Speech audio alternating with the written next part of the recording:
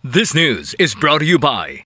Are you experiencing body weakness? Do you have delayed wound healing? Do you feel hungry all the time? You may have diabetes. A powerful duo to help diabetic. Natural way of lowering blood sugar level. Clinica DTX 500 is a powerful duo that combines of ampalaya extract and the sugarcane extract. Clinica DTX 500 stimulates the production of insulin, enhance conversion to energy.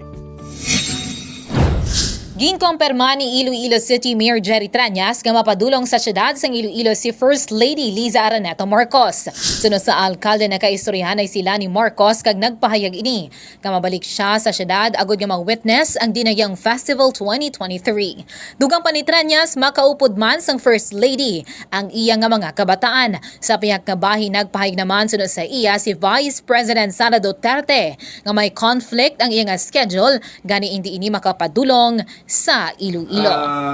So far, ang nag-confirm nga Makadto si First Lady kag iyang mga kabataan. And then, tanuan ta kung sino pagid nga iba. But, confirmed na si First Lady nga makakadto.